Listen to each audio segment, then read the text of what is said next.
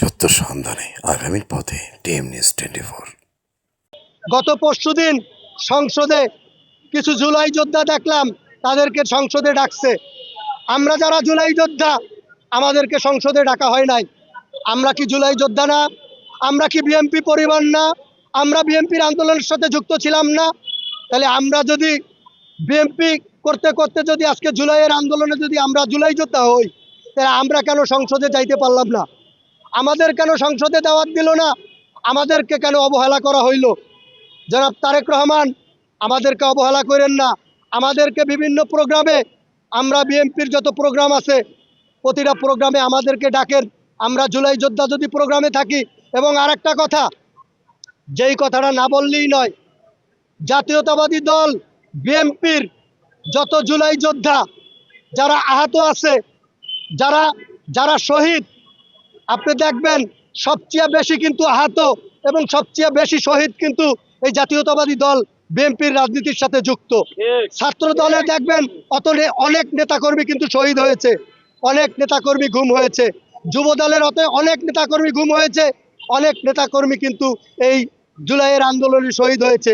এবং বিভিন্ন সংগঠনের জাতীয়তাবাদী দলের কর্মীরা খুন হয়েছে, গুম হয়েছে, শহীদ হয়েছে, আহত অবস্থায় আছে।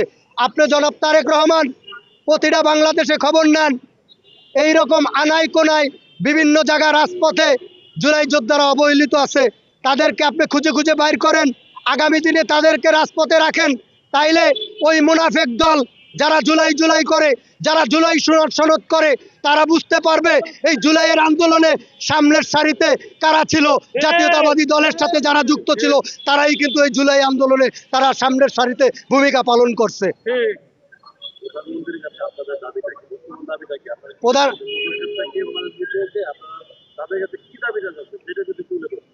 জনাব তারেক রহমান, আপনার কাছে আমার প্রত্যাশা এবং আবেদন, আপনি আগামী দিন আমরা যারা অসহায় জুলাই যোদ্ধা আছি, আমাদেরকে আপনার পাশে রাখেন। আমাদেরকে খুঁজে খুঁজে আপনি আমাদেরকে বের করেন, বের করে আপনার পাশে রাখেন। আপনার পাশে থাকতে চাই। আমরা যদি আজকে আপনার পাশে না থাকতে পারি, আমাদের অনেক কষ্ট। আমরা বুক পেতে দিয়েছি বারবার গুলি কর, আমরা বারবার বুক পেতে দিয়েছি গুলি করার জন্য। আজকে আমরা কিন্তু আপনার পাশে নাই। আমরা যদি পাশে না থাকি, আপনার পাশে কারা থাকবে? আপনার পাশে আমরা থাকতে চাই এবং আপনি আমাদেরকে খুঁজে নেন, আমরা আপনার পাশে থাকতে চাই ইনশাল্লাহ। এইটাই আমার আবেদন এবং আপনার কাছে প্রত্যাশা। জনাব প্রধানমন্ত্রীর কাছে আমার একটাই আবেদন, আমি বিগত 17 বছর ধরে আমরা আন্দোলন সংগ্রামে সক্রিয় ছিলাম বাংলাদেশ জাতীয়তাবাদী বিএনপি দল হিসাবে। আমি কুমিল্লা 9 লাকসাম মনোহরগঞ্জের আসনের কৃতি সন্তান। আমি বিগত স্বৈরাচার আমলে আমি জেল হামলা মামলা। আমার নাম মোহাম্মদ ফরহাদ হোসেন। আমি জুলাই যোদ্ধা, আমি জুলাই আন্দোলনে আহত হয়েছি। আমাদের রক্তের উপরে বিভিন্ন হাইব্রিড দালাল মুনাফিকেরা আজ এই জুলাই বিক্রি করে খাচ্ছে। আজ আমরা অবহেলিত জুলাই যোদ্ধা।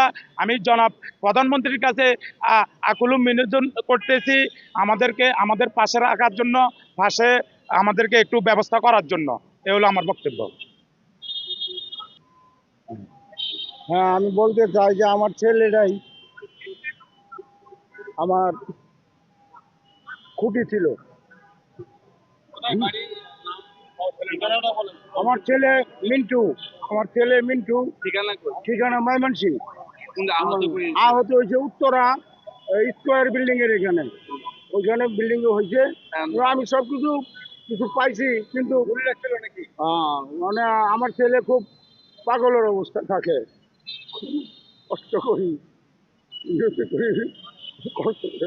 এখন আছে কোথায়? দেশের বাড়িতে আছে, হাসপাতালে না বাড়িতেই আছে। পাগলের মতন চলাফেরা করে।